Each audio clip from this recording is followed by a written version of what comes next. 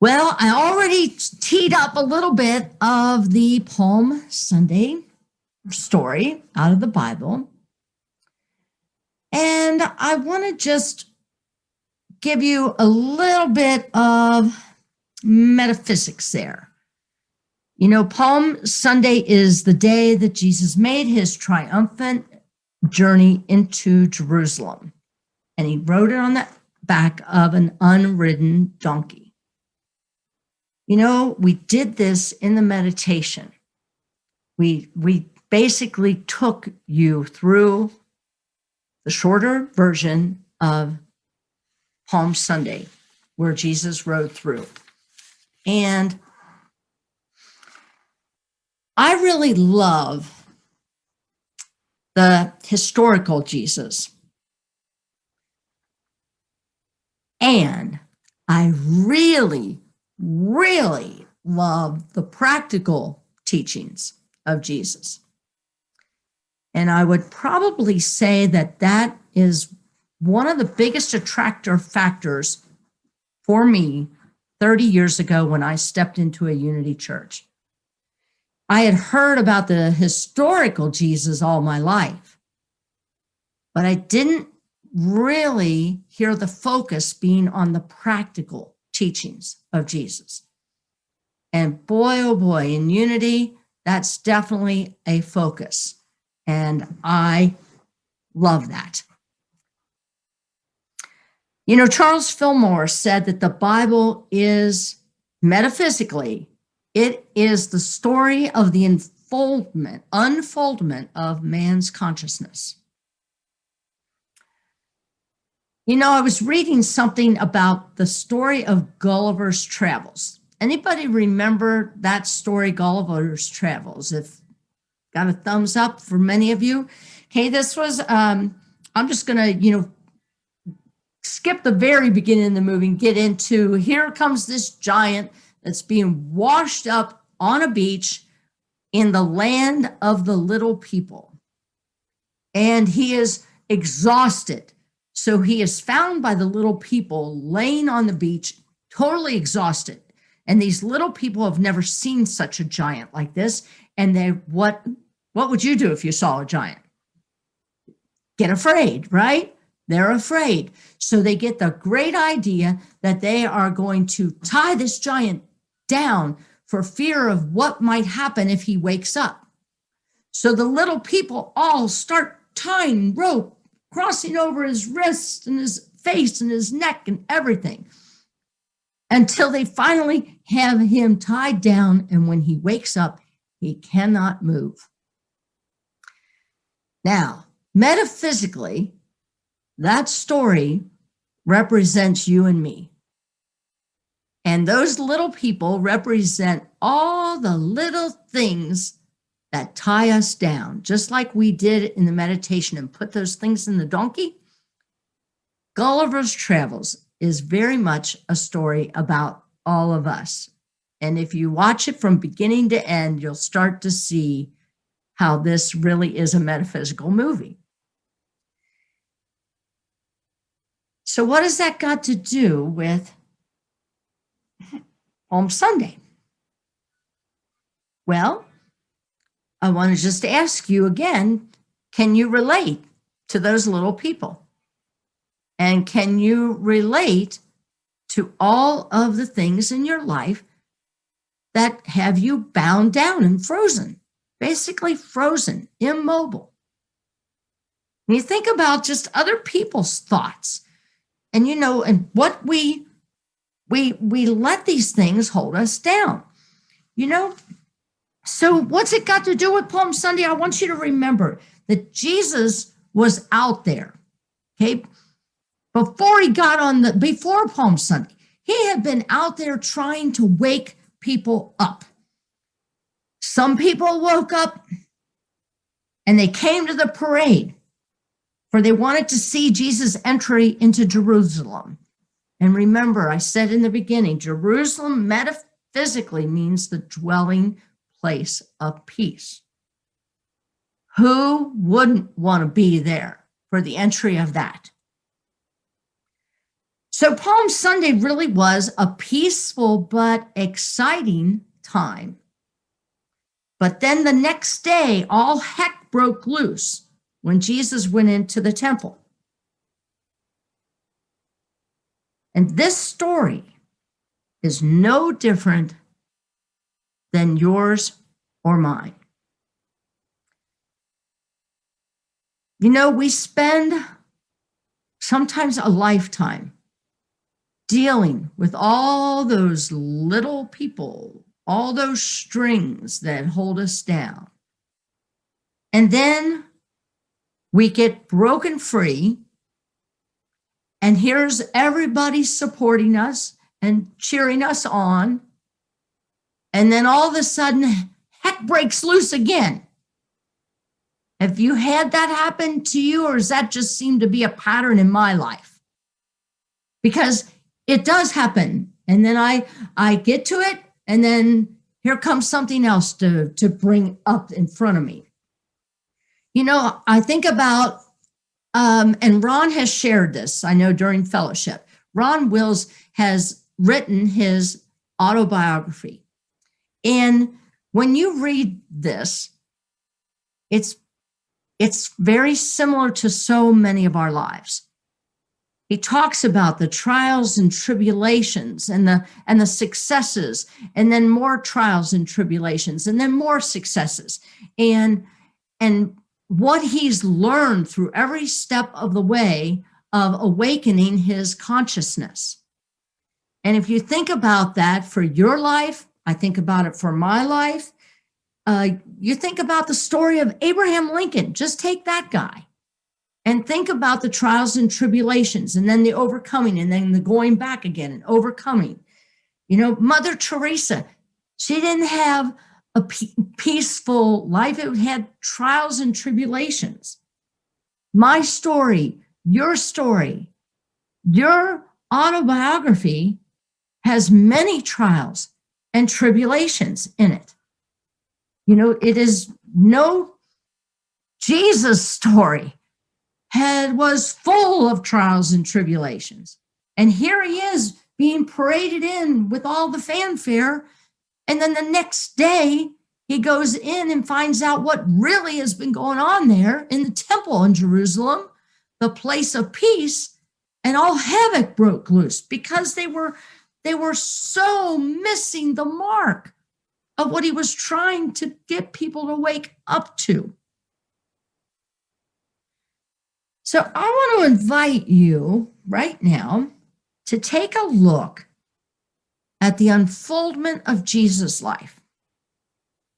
His life is a roadmap for you and I.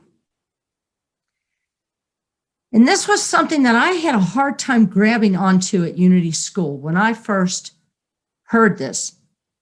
And then I had to really own up to it. You hear in the Bible talk about Jesus. Then you hear in the Bible talk about Jesus Christ. Then there's talk about Christ Jesus. And then there's talk about the Christ. Now, for me, growing up in the religious path that I did, I just kind of thought people were just referring differently. Like some people call me Katie, some people call me Reverend Kathy, some people call me Rev K. So I kind of thought, that was the same thing for Jesus. No, it was very purposeful. Those four, I'm going to call them natures, aspects, but really they are the four consciousnesses of Jesus, the four unfoldments of Jesus. You do not hear Jesus in the beginning of his life being called Jesus Christ. He's strictly Jesus. So let's start on this journey, because this unfoldment of consciousness is no different than the unfoldment of your consciousness. So there is the first consciousness of all of us when we are born, just like Jesus. He is born a child, and he has childish needs. He has childish behaviors. We just don't hear about how many times he got in trouble with his mom and dad or got grounded as a teenager because he was over in the temple and they didn't even know where he was at times. He forgot to tell his mom and dad where he was going. You don't think he got in trouble for that? He was human. This is Jesus, the human. This is our human consciousness where we strictly direct our life outward. We strictly, it's everything is outside of me determines how my day or my life is going to be. Can you relate to that? I go to the human side of me a lot because that's part of me. But Jesus was trying to teach us there is way more than the first part of consciousness, the beginning stage of growing and expanding your consciousness. So the beginning stage is the human consciousness. The second level of consciousness is when in the Bible they started calling Jesus, Jesus Christ. That is the human consciousness merging with the Christ consciousness. That is the beginning merging. It's where we still put worldly things first, but we have a strong, strong anchor of God. That God consciousness is somewhere inside of me. So as a child, as our beginning state of just humanness, and trust me, I know some 40, 50, and 70-year-olds are still in the Jesus consciousness, still in just that human consciousness, where everything out there depends on how I experience my day. So we move into starting to merge and being aware of the Christ consciousness. That literally is what happened to me when I stepped into a Unity church 30 years ago, was I started to hear about this Christ consciousness. And I started to hear about where it resided. It was no longer up there in the clouds. It was in me. And so I started merging my human side with my God consciousness. Let me give you an example of that one. This is a great example of, okay, I know I bring her up a lot. I can't help it. My grandchildren seem to give me talk titles. Mia is getting on a plane this morning for the first time in her life. And I happened to call just to say, oh, this is so exciting. She's so nervous, she can't even get a word out, except for, I don't know what to say. And she's crying. Now they're sitting on the plane, but they're allowed to be on the phone yet. They haven't even begun to take off. They haven't closed the door yet. And she's beside herself in fear. So I send her the prayer for protection. I send it in a text. Christy sends me back. Mia said the prayer. She's better now. See, she was caught up in her human consciousness. She merged and remembered the God consciousness within her and calmed down. Any of you relate when you started to realize that there's a Christ consciousness in you and it started to change your life? Or is this just my story? Well, if it's just my story, it's a good story. But I kind of think it's all of your stories. I kind of think it is because we all keep waking up more and more. And that's what Jesus was trying to teach us. So now we move into the third level of consciousness. And that's when in the Bible you will start to see not Jesus Christ, but Christ Jesus. So guess what happened? Okay, here's the merging. We're still living in the human plane, and we realize there is a God consciousness here, a Christ consciousness.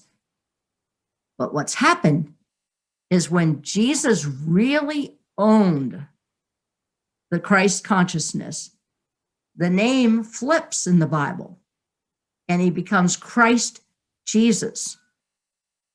So this is when spirituality now comes first in your life. You still are in the human world, but it does not have dominion over you.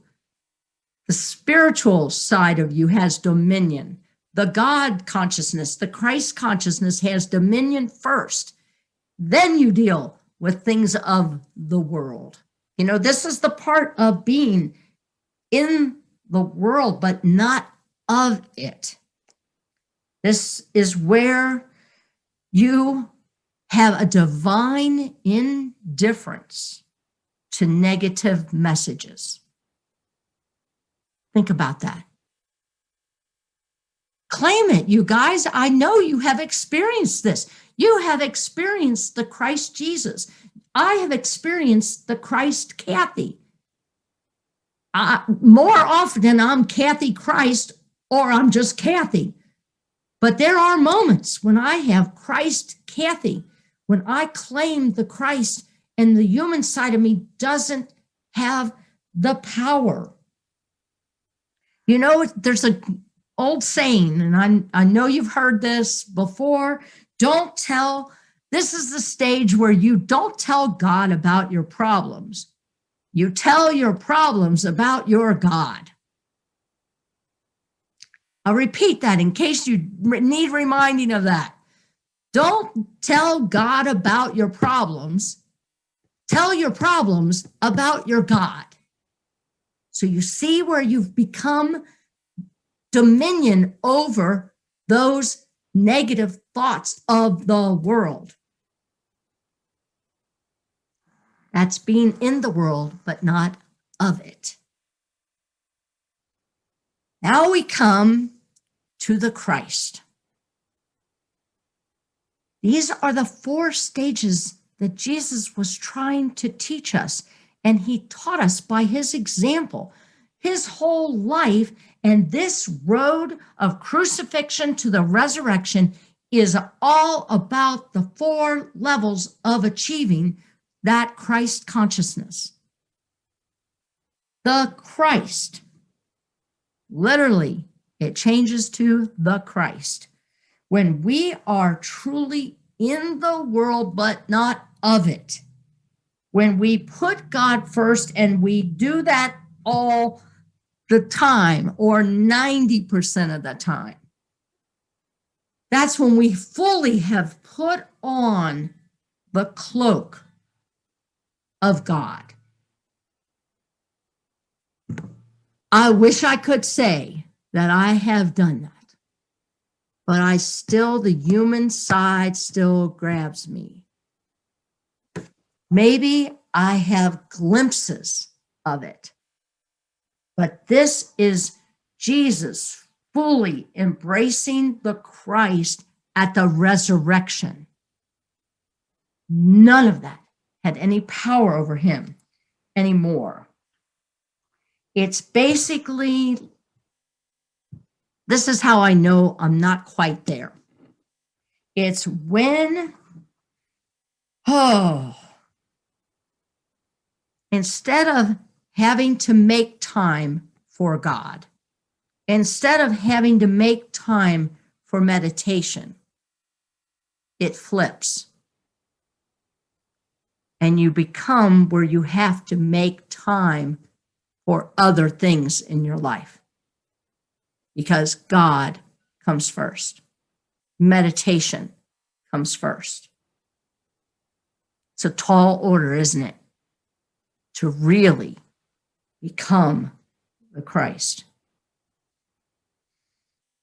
Mother Teresa, I think, got there a lot.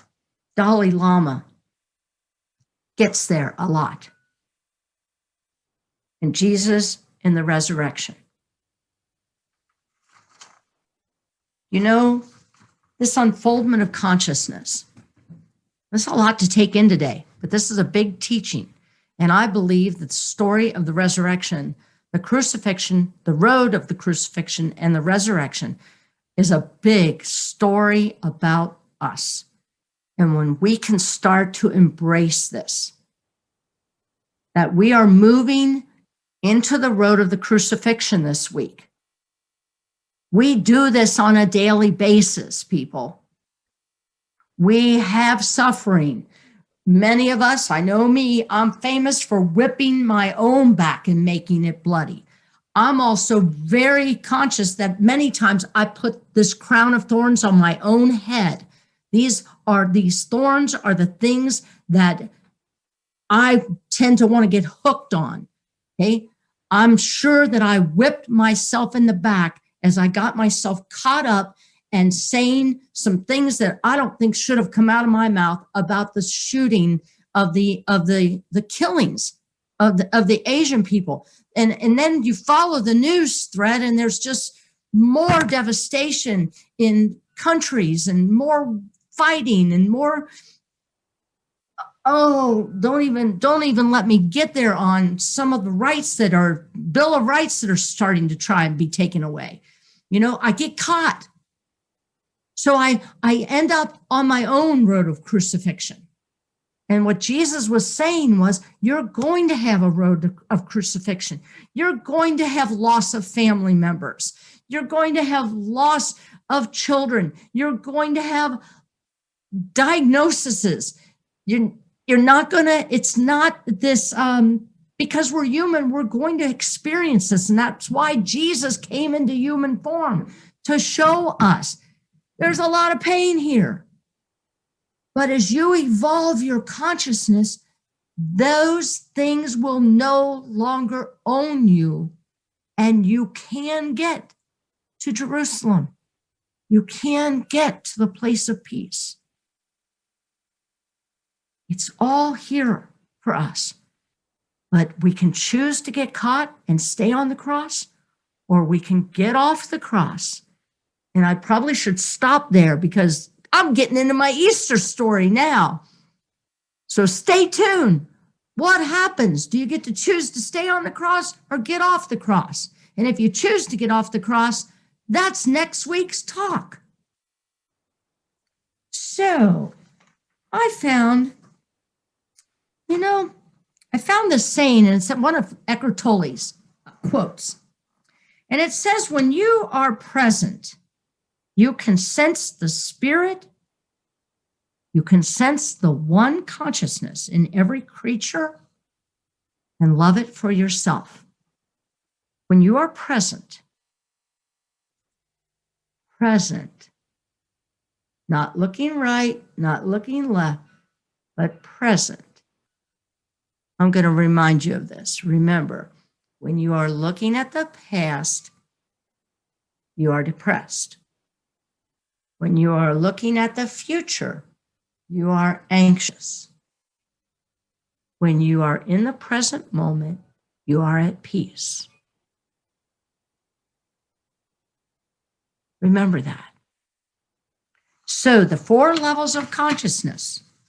Okay, you got it? Remember Jesus, then Jesus Christ, then flip it and Christ becomes more important than the word Jesus. And then there is the Christ. And that's where we're headed. And you get to choose that every single day. Oh my goodness, I got to stop. Can you tell? I'm telling you, I'm just so passionate about some of these stories and I love the metaphysics of it. So with that, I want you to acknowledge that you are not only, say your name. I am not only Kathy. I am choosing to be Kathy the Christ. And I'm working today to attain Christ Kathy. Can you say that for yourself? Let's try it again. I am, say your name, and I am, say your name, and Christ. And now I am working towards being Christ.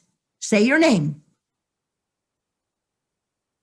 And with that, I say namaste as I celebrate and see the Christ presence in me, which honors the Christ presence in each and every one of you. Namaste.